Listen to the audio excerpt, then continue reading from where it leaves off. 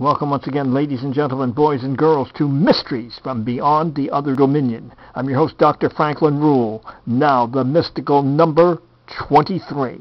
Roll tape. The mystical number 23. As you may know, there's a new Jim Carrey movie that's coming out entitled The Number 23.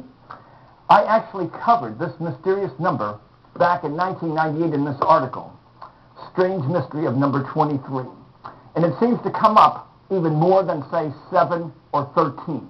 For example, the very first message that we had with the Morse code on the telegraph was, "What has God wrought?" from the book of Numbers, verse 23, chapter 23. Alexander the Great slashed the Gordian knot at age 23. In 1923, Adolf Hitler led the beer hall pushed. He was arrested and sent to Landsberg prison in Bavaria, where he wrote Mein Kampf, setting the stage for World War II. When Julius Caesar in 44 BC was assassinated, it's reported that he was stabbed 23 times. The Tahana singer Selena was murdered by her manager at age 23. In A Tale of Two Cities, Charles Dickens' famous novel, the hero, attorney Sidney Carton, took the place of a prisoner about to be guillotined. That prisoner, of course, number 23. And Shakespeare was born on April 23rd, 1564, died April 23rd, 1616. In 1933, Mad Dog Cool, at age 23, was shot to death on 23rd Street on the orders of Dutch Schultz.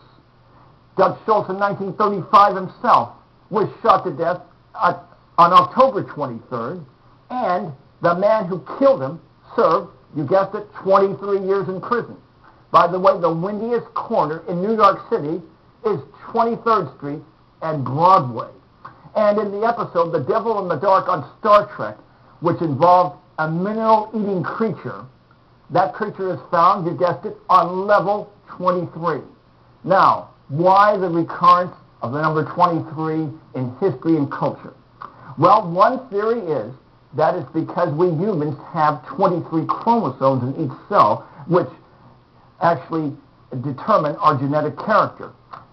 Is it possible that somehow, either physiologically, genetically, or psychologically, we're attuned to that number? And a more controversial theory is that we humans actually owe our existence to aliens. Not necessarily Martians, but some type of alien, perhaps 50,000 years ago, when we had the sudden emergence of Cro-Magnon man, who had a larger brain than the existing Neanderthals and led ultimately to Homo sapiens. Aliens performed genetic engineering experiments to set the stage for us. It included 23 chromosomes. Now, I point out, anthropologists acknowledge that they have no idea where Cro-Magnon emerged from. Suddenly seemed to come out of nowhere. So, a possible alien connection. Now, I have to say, skeptics say you could do the same thing with any number. Certainly the first 30, 31, because you deal a lot with calendar dates. And they say that you could do this with, say, the number 29 or the number 14. So what I want to suggest to you is, first of all, look at your own life's history and see if the number 23 has occurred in any significant way. Then also analyze other numbers in your life. Perhaps 17 played a major role at some point, or has been a recurring role. It's an intriguing idea, but the number 23 seems to come up more often than other numbers, even more than 3, 7, or 13. Again, check it out yourself. Now, until next time, may the power of the cosmos and of the number 23 be with you. Yes, yes, yes.